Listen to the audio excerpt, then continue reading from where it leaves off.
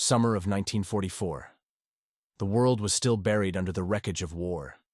But inside a hotel ballroom, in a small town in New Hampshire, delegates from 44 countries were secretly meeting. Their goal wasn't just another conference. It was to build a new global economic order. And the strange part? Unbelievably, that order was shaped by just a handful of signatures. Who were these people? Why did they meet in the middle of a war? What was their plan? And how do the decisions made in that room still affect the money in your pocket today? July 1944. Location: Mount Washington Hotel, Bretton Woods. The war wasn't over yet, but everyone knew the outcome. America was going to win. Europe was devastated. Britain was drowning in debt.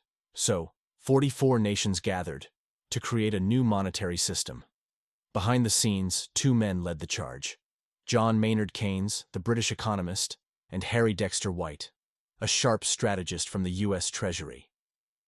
Keynes wanted an international currency that would make nations equal.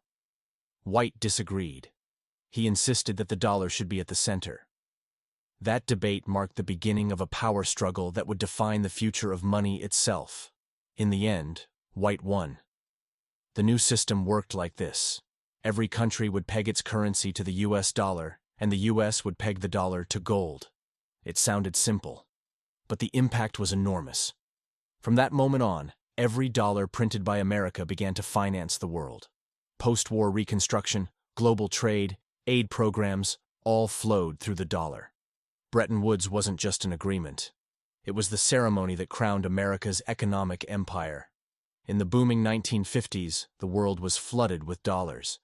But beneath the surface, a hidden danger was growing. The U.S. could print as many dollars as it wanted, but it didn't have enough gold to back them. By the late 1960s, countries began to notice. There's too much paper.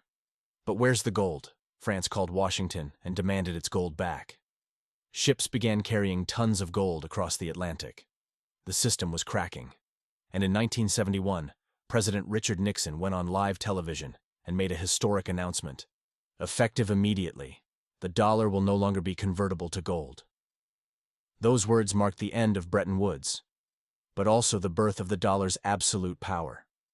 Gold disappeared, but the dollar remained. Today, over 80% of global trade still runs through it. International debt, energy prices, global markets, even cryptocurrencies, all trace back to Bretton Woods. In that small hotel, they didn't just build an economic system. They wrote the invisible rulebook that still governs the world.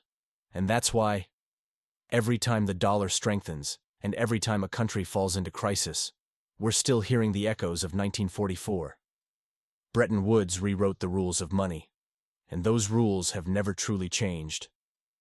But if a new Bretton Woods were to be built today, who would be the king of money this time?